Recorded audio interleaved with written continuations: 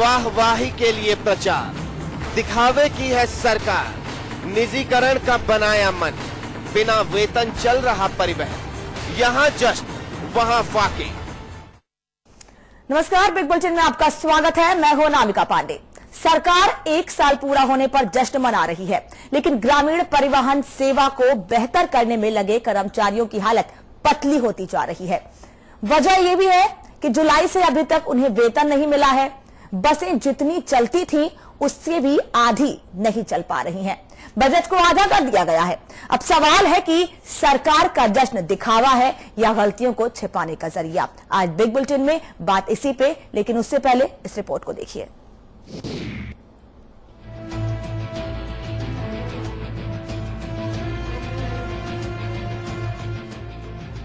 बिन वेतन परिवहन, करौली में 60, दौसा में 70, जयपुर में 57, उदयपुर में 27, बाड़मेर में 15, हनुमानगढ़ में 47, ब्यावर में 7, अलवर में 38, अजमेर में 13, श्रीगंगानगर में 49 और अलग अलग फर्मों से 217। तमाम जिलों में बसों के ये वो आंकड़े हैं जो गांव के लोगों को बाजारों से जोड़ती हैं, एक जिले को दूसरे से मिलाती हैं, ग्रामीण इलाकों में सफर को जरा आसान बनाती हैं और शायद रियायती भी। लेकिन इन बसों को चलाने वालों की तकलीफ घरों की रोटी तक पहुंच चुकी है। ग्रामीण इलाकों में 2000 बसें चलनी थी, चली सिर्फ 550 बसें। बजट 30 करोड़ का था, घटाकर 15 करोड़ कर दिया गया।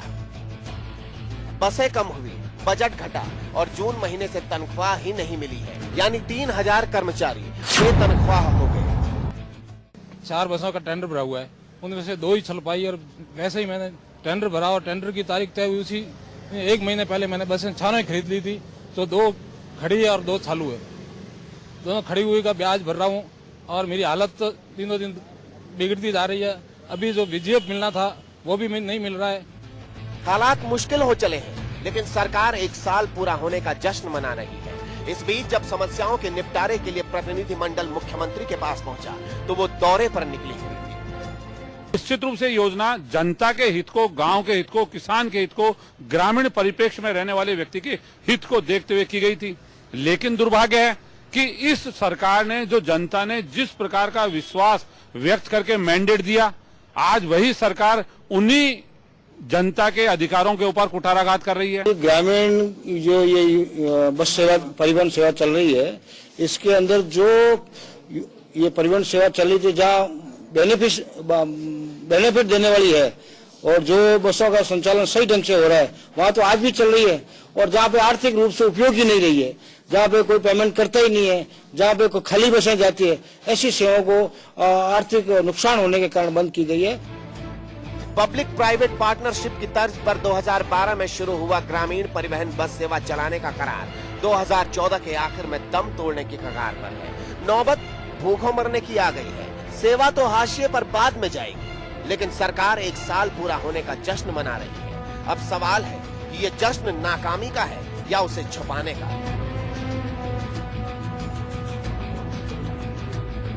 जयपुर से नीरज शर्मा के साथ ब्यूरो रिपोर्ट, समाचार प्लस।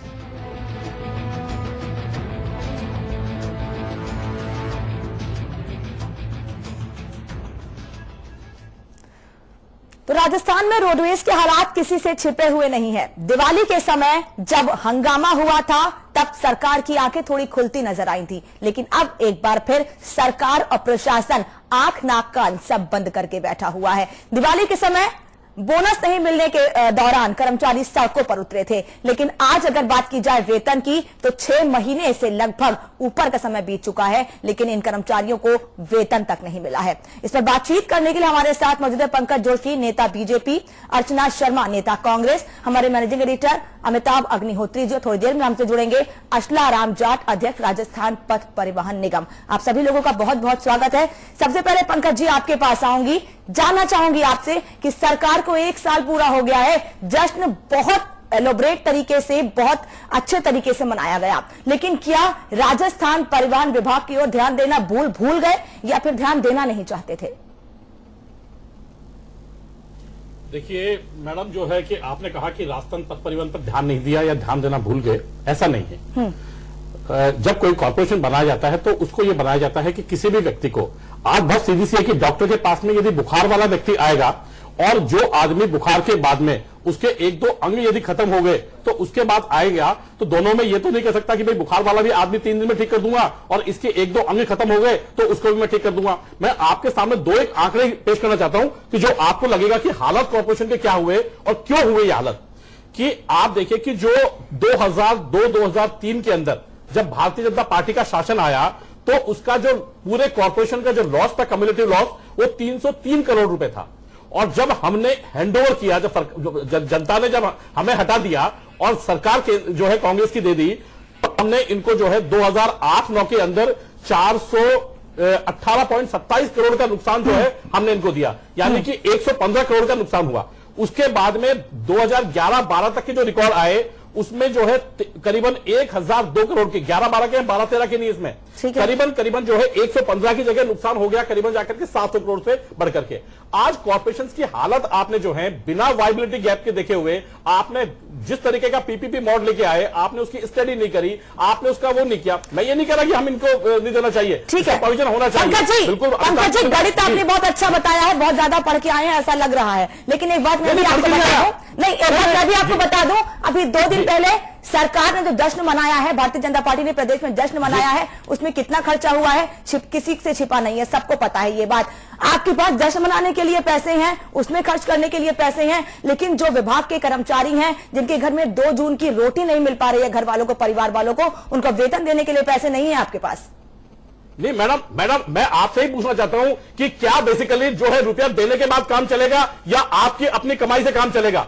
कॉर्पोरेशन अपने आप में स्टेबल से काम चलेगा या खाली उनको देने से काम चलता रहेगा? यदि खाली इनको तनख्वाह जो है, इनकी तनख्वाहें यदि आपने एक बार दे भी दी और जब ये 35 साल की उम्र क्रॉस कर जाएंगे तो उसके बाद क्या होगा इनका?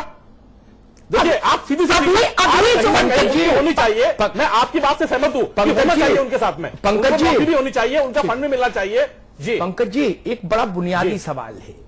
पहले तो हमको, आपको, अर्चना जी को, सबको मिलबैठ के तय करना चाहिए कि क्या हिंदुस्तान ने 2014 में वेलफेयर स्टेट वाला रास्ता छोड़ दिया जो हमने जब संविधान बनाया था तब मंजूर किया था? अगर छोड़ दिया तो ये बहस खत्म, फिर इस बहस में का कोई तर्क नहीं। तब ये आपके आंकड़े बिल्कुल दुरुस्त कि भाई 100 रुपए लगाए, 110 नहीं आए, बंद करो दुकान, स्वाभाविक है। मेरी बात पंकज जी, मैं ये नहीं कह रहा। पंकज जी मेरी बात सुन, एक मिनट बात सुन लो, मैं बिना तर्क की बात नहीं करूंगा। जी मैं तो बीच में खड़ा हूं, मुझे तो वोट भी नहीं लेना, तो भय भी नहीं, वोट वाले को भय भी होता है कि भाई ये नाराज वो नाराज। दूसरा निवेदन मेरा ये, जो कारपोरेशन है परिवहन निगम का आपके यहां, उसके मुखियाओं की नियुक्ति ये ड्राइवर खलासी खुद कर लेते हैं या सरकार करती है? एक, और उसके लिए एक मंत्री भी होता है राजस्थान में। वो मंत्री जी क्या करते हैं? कबड्डी खेलते हैं क्या? अगर ये इतना गर्त में गया तो इसके लिए मंत्री और इसके जो सीएमडी अपॉइंट हुए होंगे विभिन्न सरकारों में, वो जिम्मेदार नहीं है क्या? ये ड्राइवर खलासी ही जिम्मेदार है केवल? जोशी जी, अमिताभ भाई, पहली चीज तो देखिए, ये ड्राइवर खलासी जो है राजस्थान रोडवेज के नहीं है, जहां तक मुझे पता है।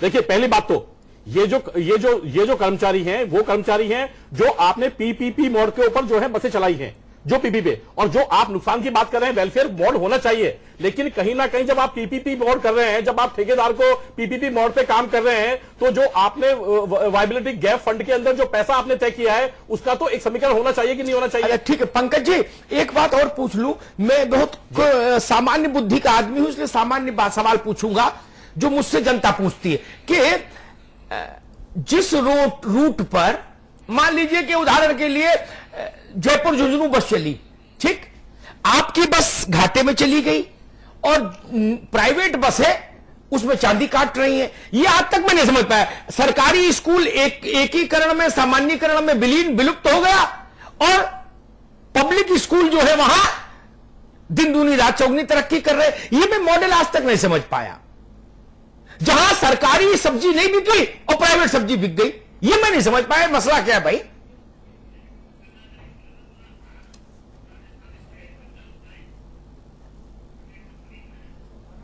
बिल्कुल अमिताभ भाई, ये जो आपने कहा बिल्कुल सही कहा। कहीं ना कहीं सरकारों की जो कमजोरियां रही हैं, बिल्कुल आपने सही मुद्दा उठाया था और इस मुद्दे को आपने बिल्कुल वाजिब उठाया कि कहीं ना कहीं जो आपने कहा ना कि जो लोग आए, कम से कम चाहे वो सीएमडी हो चाहे मंत्री हो, कहीं ना कहीं नहीं उनके लिए जो है उत्तरदायित्व तो होना चाहिए। ये बात आपने बिल्कुल ठीक कही कि आज और वेलफेयर स्टेट है तो उसका जो वाइबिलिटी गैप है वो सरकार को भरना चाहिए, इस बात से भी मैं सहमत हूं। लेकिन कहीं ना कहीं वाइबिलिटी गैप भरने के बाद भी नुकसान हो जाए। ठीक, अर्चना जी, इस नुकसान के लिए जिम्मेदार कौन? क्या केवल ड्राइवर और खलासी और चपरासी और वेंडर जिम्मेदार है? अमिताभ जी, कुछ योजनाएं नुकसान के लिए हो और उससे जनता को लाभ हो तो एक जन कल्याणकारी सरकार के लिए उसके प्रति इस तरह की जवाबदेही नहीं होनी चाहिए। जो पूर्ववर्ती शासन ने जिस प्रकार से इस योजना को कंसीव किया और उसका उद्देश्य सिर्फ इतना था कि परिवहन सेवा जो है सुगम हो सके, सुलभ हो सके उनको, यदि वो बीमार पड़े तो सरकारी सुविधा इस प्रकार से मिले कि वो हॉस्पिटल तक पहुंच जाए। और उद्देश्य क्या था? पब्लिक प्राइवेट पार्टनरशिप, जिसके आधार पर ये सरकार शासन में आने के बाद प्रत्येक नीति को चलाना चाहती है। तो रोडों के कंस्ट्रक्शन को पीपीपी पे ले जाना चाहते हैं, हॉस्पिटलाइज जो है हॉस्पिटलाइजेशन, आप क्यों विचलित हो रहे हो, क्यों उत्तेजित हो रहे हो? भावना से जुड़ा हुआ मामला है, चर्चा और परिचर्चा जो भी हो वो इतनी सुगम होनी चाहिए, इतनी व्यवस्थित होनी चाहिए। और वो जो बेरोजगार लोग हैं उनको ये महसूस हो कि जिस अकाउंटेबिलिटी की आप बात कर रहे थे उसके प्रति आपकी संवेदनशीलता है। सबसे बड़ी बात है अमिताभ जी कि जब हमने इस योजना को कंसीव किया तो हमारा उद्देश्य ये था कि 2000 बसेस को पब्लिक प्राइवेट पार्टनरशिप के आधार पर इस तरह से संचालित किया जाए कि यदि उसमें नुकसान हो तो उसका वायबिलिटी गैप जो फंड होता है वो भी सुलभ करवाया जाए राजस्थान पथ परिवहन निगम को, और उसके लिए सुविधा भी दी गई। 100 करोड़ रुपए का बजट आवंटित किया गया। उसके बाद 2000 की जगह 500 बसेस को उन मार्गों पर चलाया गया जहां हमें लगा कि यहां पर ये सुचारू रूप से संचालित हो सकती है। दुर्भाग्य रहा कि हम शासन से बाहर हो गए। अब इनके साथ समस्या ये है कि जब ये अपना जश्न मनाते हैं तो इनके केंद्रीय मंत्री आकर के जो विपक्ष की भूमिका है उसे प्रश्न चिन्ह लगाते हुए कहते हैं कि चूंकि ये बेरोजगार हो गए इसलिए हर चीज पर ये टीका टिप्पणी करते हैं। और मैं हतप्रभ तब हो जाती हूँ जब ये हमारी योजनाओं का नाम परिवर्तित करके और वाहवाही लेने का प्रयास करते हैं। अभी मैं थोड़ा सा आपको उदाहरण के साथ समझाना चाहूंगी। विद्यार्थी मित्र, उनको समायोजित करने के लिए शिक्षा सहायक के लिए कोर्ट ने 27 नवंबर को निर्देश दे दिए, उसको मानने कोई तैयार नहीं थे। इन्होंने वाहवाही लूटने के लिए विद्यालय सहायक का पद घोषित करके काडर बनाया और उसमें समायोजित करेंगे। लेकिन जो बचे हुए संविदा कर्मी थे, चाहे कंप्यूटर शिक्षक थे, नर्सिंग कर्मी थे, विशेष शिक्षक थे, उसके बारे में कोई योजना नहीं। और उस श्रेणी में ये लोग भी आ गए जिनके बारे में आज हम चर्चा कर रहे हैं। एक तरफ ये कहते हैं कि साहब जो पार्लियामेंटेरियन है, जो एमपी है, उसे गांव गोद लेने चाहिए, उन्हें पंच सरपंच के बराबर काम करना चाहिए और उस क्षेत्र को इस प्रकार से विकसित करें कि वो एक आदर्श गांव बन जाए। आदर्श गांव का तात्पर्य क्या है कि उसकी कनेक्टिविटी उसके एडजॉइनिंग शहर के साथ हो, कस्बे के साथ हो, ताकि वो सुगमता से अपने हर कार्य को कर सके। उसके मद्देनजर तो ये योजना बहुत ही महत्वपूर्ण थी। आप उस कड़ी को समाप्त करना चाहते हैं, उन लोगों को बेरोजगार करें। अमिताभ जी, ये वो सरकार है जो हमारे विरोध करने के बाद झूठी वाहवाही लेने के लिए मन से ये कहती है कि हमने तो फसली ऋण को समाप्त ही नहीं किया, उस पर जो ब्याज दे रहे थे उसको हमने लागू ही नहीं किया था। जबकि वास्तविकता है कि आपने खुद ने इसको बहुत मुखरता के साथ उठाया कि 30 अप्रैल से इन्होंने उस 4% ब्याज सहित ऋण लेने की बात कह उनको अर्चना जी परमिट किया और उसको कहते थे कि आदेश दिया, तुगलकी फरमान दिया। अर्चना जी वापस आएंगे पूरी बात होने दीजिए। इस पार्टी का एजेंडा सिर्फ इतना है, सड़क बने पीपीपी पर, अगर कोई हॉस्पिटल बने पीपीपी पर, हर व्यक्ति को संविदा पे रखें और इनका जो उत्तरदायित्व है वो पब्लिक प्राइवेट पार्टनरशिप के तहत वो कंपनीज उठाए जिनके प्रति इनको पूंजीपतियों को संरक्षण देने का। इसी से जुड़ा मेरा सवाल Rajasthan mines and minerals corporation का डिसइन्वेस्टमेंट करना चाहते हैं, कंपनी बनाना चाहते हैं। इसका उद्देश्य क्या है? इनका सिर्फ एक ही उद्देश्य है कि अपने आप को रोजगार सुलभ करा के स्वयं केंद्रित होकर के अपने हित को साधे, जनता के साथ समझौते करके उनको सुविधा, उनकी सुविधाओं से उनकी सुरक्षा के। पंकज जी, आप कह रहे हैं कि बजट नहीं था। अगर बजट नहीं था तो 2000 नई बसें चलाने का ऐलान बजट में क्यों किया गया? उस वक्त ध्यान नहीं था बजट नहीं है, पैसे नहीं है। नहीं अनामिका जी, देखिए दो चीज मैं आपको, देखिए बजट वाला मैं प्रश्न नहीं है। बात जो थी ना, जो आज जिस चीज की बात है उसमें यह था कि इन्होंने कहा कि पीपीपी बोर्ड पे, देखिए इन्होंने जो चलाया, इन्होंने तो वो भी चलाई थी जन कल्याणकारी योजना 108, लेकिन उसका क्या हासिल हुआ, किसको हुआ? फायदा हुआ? बहुत से नहीं, लोगों को किसको फायदा हुआ? नहीं, किसको ठेके दिए गए? नहीं, किसको ठेके दिए गए? लोग जो है एक दिन के अंदर 700 में गाड़ी चलेगी। आपके वो जो सचिव जो भ्रमण के शौकीन थे, सुर्खियों में बने रहने के लिए आपका उपयोग करके उस पर एक FIR दर्ज कराते हैं और आपकी पार्टी सत्ता में आती है, उस पर जांच करवाना चाहते हो। क्या निकला उस जांच में? देखिए मैडम, देखिए आप आपने झूठी बातें छूटने के लिए झूठे दूसरा जो कहा इन्वॉल्व किया, क्या 108 से सुविधा नहीं मिल रही? अनामिका जी दूसरी चीज, हर एक राजस्थान का अनामिका जी दूसरी लोगों की चीज, जिंदगियां बची हैं। अनामिका जी दूसरी चीज, क्या ये योजना आपने चालू की, आपने कब आपने RFP अपलोड किया? मई 2013 के अंदर, मई 2013 में अपलोड करते हैं, जब आपके नवंबर में चुनाव होने वाले हैं, RFP अपलोड करते हैं, योजना शुरू करते हैं। नहीं, ये तो आप पंकज जी आप अपनी बात कीजिए ना, मैं आपसे एक सवाल और पूछूंगी। मैं यही कर रहा हूं, देखिए सवाल आपसे एक और लूंगी, आपसे जवाब लूंगी, एक और बात करेंगे। हमारे साथ हमारे एक और मेहमान जुड़े हुए हैं, देखिए हमारे एक और मेहमान जुड़े हुए, उनका परिचय कराने दीजिए। पंकज जी वापस लौटेंगे आपके पास। प्रशांत गर्ग जी इस वक्त हमारे साथ जुड़े हुए राजस्थान पथ परिवहन निगम से हैं। प्रशांत जी आपका बहुत बहुत स्वागत है, मैं आपके पास आऊंगी, लेकिन उससे पहले पंकज जी आपसे जानना चाहूंगी कि PPP मोड की आपने बात की, आपने कहा कि जो ड्राइवर हैं, जो खलासी हैं, वो परिवहन विभाग के नहीं है। PPP मोड पर दिया किसने था? पूर्ववर्ती सरकार ने PPP मोड पे इसको RFP अपलोड किया। पंकज जी एक बात कहूं, पंकज जी एक बात कहूं, अपलोड लोड छोड़ो, मैं तो जानता ही नहीं ये लोड अपलोड कौन किसका कर्मचारी है, PPP है, CPP है, TPT है, आप जानो। राजस्थान में रहने वाला एक आदमी सरकार की जिम्मेदारी होती है कि नहीं होती है? ये वो भी PPP में डाल दोगे? नहीं, आप इस बात से सहमत है, इस बात से सहमत है, अगली सरकार के अंदर 5 साल का टेंशन जो है अगले आने वाले के लिए पहली कर जाएगी, सारी योजनाएं बढ़ा जाएगी। भाई सुनो अर्चना शर्मा, क्या दिक्कत है? अर्चना शर्मा एक मिनट जी, आप लोगों को एक ऐसा उदाहरण दे दूं जिसके बाद कम से कम राजस्थान के बीजेपी के लोग PPP को लेकर अपनी जिम्मेदारी से भागने की कोशिश करना शायद बंद कर दे, अगर थोड़ी समझदारी से काम लेंगे। दुनिया में सबसे बड़ा उदार बाजार कौन सा है? अमेरिका का, ठीक है ना? ध्यान से सुनिएगा पंकज जी, है ना? आप लोगों को अमेरिका होने में अभी 200 बरस लग जाएंगे। कितने? 200 बरस, है ना? अमेरिका में उदारीकरण चरम पर है, सारे बैंक उदारीकरण के रास्ते थे। अमेरिका में मंदी आई, 32-34 बैंक जमीन पर गिर पड़े। कुछ लोग भारतीय जनता पार्टी राजस्थान जैसे भी थे जिन्होंने कहा ये तो PPP है, हमसे क्या लेना देना भैया, जिस लाला ने बैंक खोला वो जाने, उसका काम जाने। लेकिन सीनेट में बहस हुई और सीनेट की कलेक्टिव राय बनी कि ये किसी के नौकर रहे हो, ये लोग कर्मचारी किसी के नौकर रहे हो, खातेदार ने अपने मन से जमा किया हो या बैंक के प्रलोभन में किया हो, लेकिन अंततः और प्रथमतः, firstly and lastly, they are citizen of America, right? इसलिए वहां की सीनेट ने एक अभूतपूर्व निर्णय लिया और कहा वेल आउट पैकेज देगी सरकार।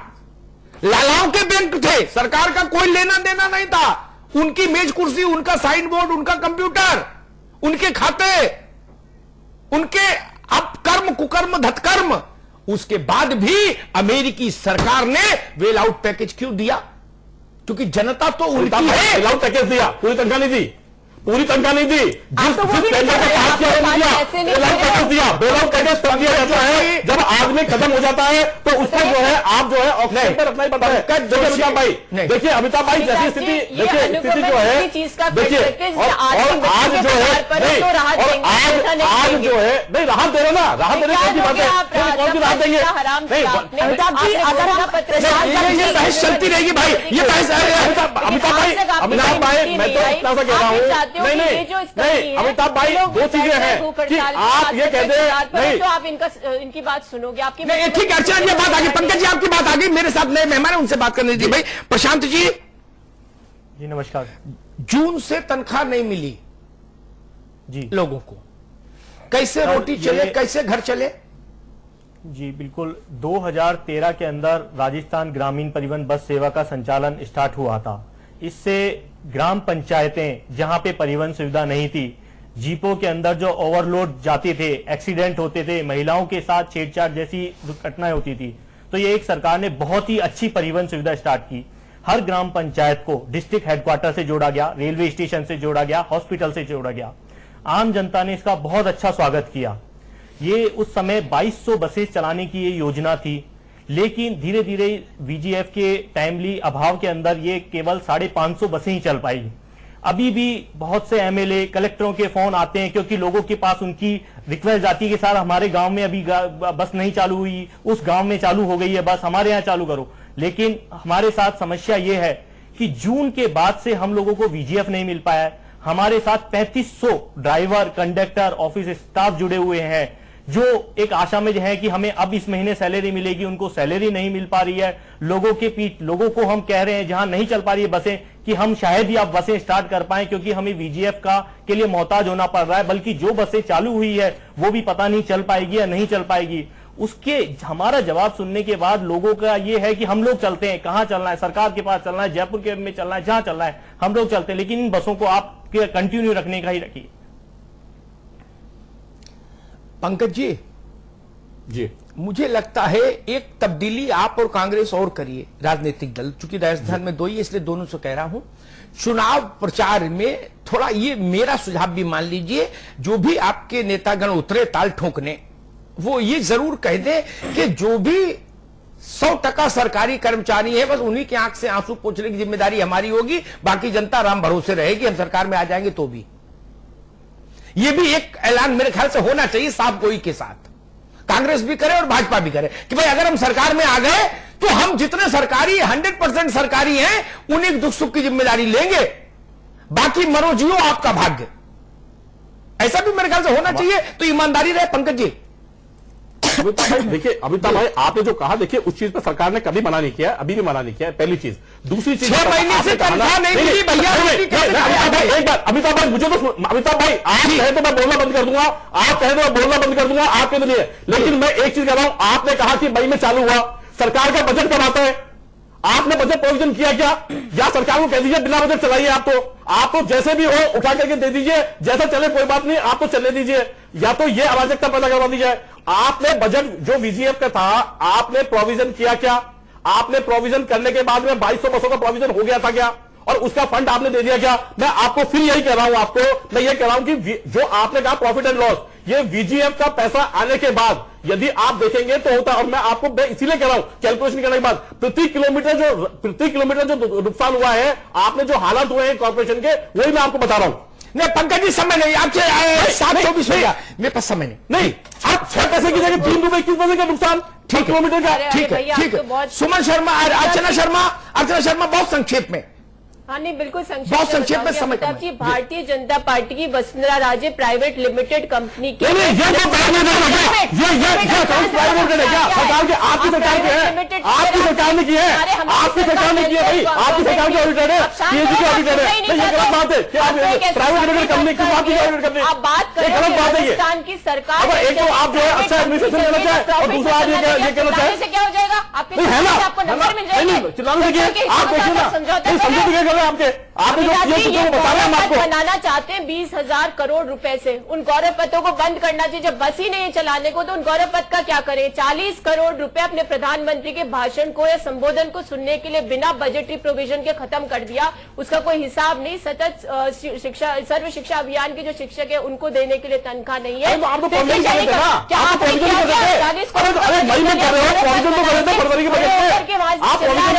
लेकिन ये प्राइवेट लिमिटेड ठीक है, दोनों की बात आ गई, गर्ग साहब, प्रशांत, ठीक है, अर्चना जी, ठीक है, उनके हितों पर कुठाराघात होगा। ठीक है, अर्चना जी, भारतीय जनता पार्टी की सरकार नहीं है। प्रशांत गर्ग, क्या होगा सर? क्या करेंगे? बहुत संक्षेप में। बजट स्टार्टिंग में 30 करोड़ रखा गया था, लेकिन जब बजट फाइनल हुआ तो उस 30 करोड़ को 15 करोड़ कर दिया गया। वो क्यों किया गया? ठीक सवाल। प्राइवेट लिमिटेड कंपनी है ना, प्रॉफिट देखेगी सभी जगह। पंकज जी,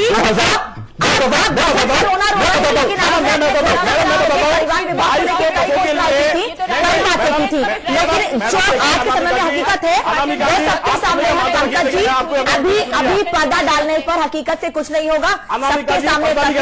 समय बात करें पंकज जी, माफी चाहूंगी रोकने के लिए।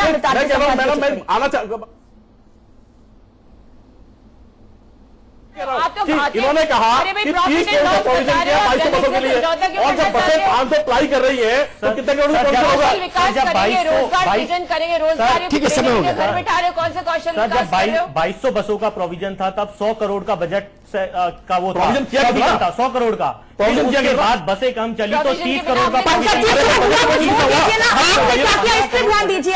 आपने क्या किया इस पे ध्यान दीजिए। पीपीपी मोड की बात आपने की थी, बजट में 2000 नई बसों की बातें आपने की है, लेकिन आप कह रहे हैं कि नहीं, हमने अपने रोडवेज को भी प्राइवेटाइजेशन करने जा रहे हैं, तो इनकी क्या सुनेंगे ये? पंकज जी, ऐसे हम आपकी बात भी नहीं सुन पाएंगे और ना ही हम टिप्पणी ले पाएंगे। देखिए अर्चना जी आपकी बात आ गई, पंकज भाई बात आ गई, बात आ गई, अर्चना शर्मा बात आ गई, पंकज भाई बात आ गई, अर्चना जी बात आ गई, आप लोग की बात आ गई। प्रशांत बहुत देर से ज्वाइन किए, इसलिए मुझे माफी मांगनी पड़ेगी इनसे। कोई मॉडल हो, कोई बजट हो, कागज में कुछ लिखा हो। जवाहरलाल नेहरू कहा करते थे कि कागजों से हुकूमतें नहीं चलती, हुकूमतें तो दिल से चलनी चाहिए। मैं मान लूं कि सब कुछ प्राइवेटाइज हो जाए एक दिन हिंदुस्तान में, फिर भी हिंदुस्तान का आदमी तो प्राइवेट नहीं हो जाएगा ना, वो तो सरकार का रहेगा और सरकार उसकी माई बाप रहेगी कि नहीं रहेगी। प्राइवेट कंपनियां धंधा करें, ठीक बात है, लेकिन उन धंधों में अगर आदमी भूखा मरने लगे तो लगाम कसने का हक तो हमेशा सरकार के हाथ में रहता है। वो हक कौन निभाएगा, वो जिम्मेदारी कौन निभाएगा? बजटरी प्रोविजंस की बात बताई गई, हमने बहुत लंबा तजुर्बा किया है पंकज जी। जो काम नहीं करना होता है उस पर बजटीय आवंटन का मामला उठता है, और जो करना होता है वो चुपचाप रात के अंधेरे में हो जाता है। चाहे कांग्रेस की सरकार हो, चाहे भाजपा की सरकार हो, मुख्यमंत्री जी जिस गांव में जाते हैं उसमें 3-4 लाख रुपए तो टॉयलेट बनाने में लग जाते हैं एक दिन के लिए। उसका बजटरी प्रोविजन होता है क्या? अब वो लाल कालीन जो बेचता है उसके बाद कौन ले जाता है घड़ी करके अपने घर, उसका बजट में कोई प्रोविजन है क्या? 2-2, 2.5, 3-3 लाख के फूल लग जाते हैं यशस्वी लोगों के कार्यक्रमों में, बजट में प्रोविजन है क्या? चाहे गहलोत हो चाहे वसुंधरा जी हो, कोई बजट में प्रोविजन है? ठीक कहा अर्चना शर्मा ने, मैं इस बात को उठाना चाहता था। प्रधानमंत्री जी का भाषण सुनवाया, अच्छा किया, लेकिन 40 करोड़ रुपए तो खर्च किया ना आपने। बच्चे भाषण अगले साल सुन लेते, उस 40 करोड़ से स्कूलों में काम करा देते, छत डलवा देते, छप्पर डलवा देते, बिजली लगवा देते, शौचालय बनवा देते, पानी की टंकी रखवा देते, भाषण अगले साल सुन लेते। तो मैं मानता ज्यादा अच्छी बात है। ये 40 करोड़ रुपए क्या विधानसभा के अप्रूवल के बाद निकाले गए थे कंसोलिडेटेड फंड से? नहीं ना। हमको पता है सरकारों के हाथ में खजाना रहता है तो कैसे खर्च होता है। ये नई बात हम सुन रहे, तीन मूल बात है, मूल प्रश्न ये, राजस्थान के 3-3.25 हजार नागरिकों को 6 महीने से फाके करने पर मजबूर होना पड़ रहा है, और सरकार हमको तर्क दे रही है। कोई मां तर्क दे सकती है कि इसका जो पुराना बाप था वो बदचलन था, ये तर्क मान लूं? बच्चे आज भूखे हैं, सरकार तो मां है, उसकी आंख में तो आंसू होना चाहिए। मैं बहस में पड़ी नहीं रहा पंकज, मैं मान लूं पंकज जोशी जी के पास जितने कागज हैं सब अच्छे हैं, सब सत्य हैं, फिर भी मेरा सवाल वही खड़ा रहेगा, क्या सरकार के रहते लोग भूखों मरेंगे? मूल प्रश्न वहीं पर खड़ा है। ये कोई पीपीपी हो, टीटीपी हो, चीपीपी हो, मुझे इससे मतलब नहीं। मेरा मूल सवाल, चुनाव में इतना ज्ञान क्यों नहीं देते सब लोग? कांग्रेस भाजपा के नेताओं, चुनाव में क्यों नहीं ऐसी खरी खरी बात बोलते हो जो बाद में टेलीविजन पर याद आती हैं? आओ गंगानगर, झालावाड़, बाड़मेर चलो, वहां ये भाषण देके दिखाओ कागज पढ़ के कि इतने करोड़ इधर से आया, उतने करोड़ इधर गया, ये पीपीपी हो गया, ये टीटीपी हो गया, यहां मेरी कोई जिम्मेदारी नहीं, तो जनता पत्थर मारेगी। वहां तो कहते हो कि आपकी आंख में आंसू आएगा तो मैं पलक आगे कर दूंगा, मेरी पलक पर आपकी आंख का आंसू आके टिक जाएगा। लोग ताली बजाते, कहते भाई अशोक गहलोत जिंदाबाद, वसुंधरा राजे जिंदाबाद है, और शपथ लेने के बाद आपको सब कानून ध्यान आता है कि अमिताभ जी मैं क्या कर दूं, बिना बजट के खर्च कर दें क्या? वहां तो नहीं बताते जनता को कि भाई बजट में होगा तो रोटी मिलेगी, नहीं तो भूख मरना। ये बोलो ना, मैं कभी जीवन में बहस करने नहीं आऊंगा, मैं कहूंगा ये ईमानदार लोग हैं, इन्होंने जनता के सामने गए थे, यही बोला था, जनता ने मैंडेट दिया, इसका मतलब जनता ने मंजूर किया भूखा रहना। गरीब आदमी न पढ़ा न लिखा उतना, वो टकटकी लगाए देखता है कि सरकार है कुछ तो करेगी। किसान खाद के लिए मर रहा है, आप उसको पूरा स्टेटस रिपोर्ट थमा दो कि जी नीलोफर के चलते ये समस्या हुई और लोफर के चलते ये समस्या हुई, उससे उसका भला होगा क्या? वो तो मर गया ना, वो तो तबाह हो गया ना, कारण कोई रहा हो। पंकज भाई, अस्पताल में आदमी मर गया, डॉक्टर ने पर्चे में क्या लिखा इससे मेरा क्या वास्ता, मैं तो इतना देखता हूं कि आदमी मर गया। हार्ट फेल लिखा, लंग्स फेल लिखे, फेफड़े फेल हो गए कि क्या फेल हो गया, इस बहस में जाने से कोई लाभ? आदमी मर गया, बात खत्म हो गई। उतना ही निवेदन करने आया हूं, सरकार माई बाप होती है, उस नजर से सोचकर देखिए ये 3000 लोगों का क्या गुनाह है। अजब बजट सब सरकार को इसलिए चुन के भेजा जाता है, और आप तो मेजॉरिटी से है, विधानसभा आपके इशारों पर संचालित हो रही है, आपको क्या समस्या है? इन तर्कों, अगर इतनी खरी बात कहने की आदत है तो चुनाव से शुरुआत करिए, सत्ता में आने के बाद से नहीं। बहुत बहुत धन्यवाद। बिग बुलेटिन में आज के लिए फिलहाल इतना ही, लेकिन समाचार पर खबरें लगातार जारी हैं।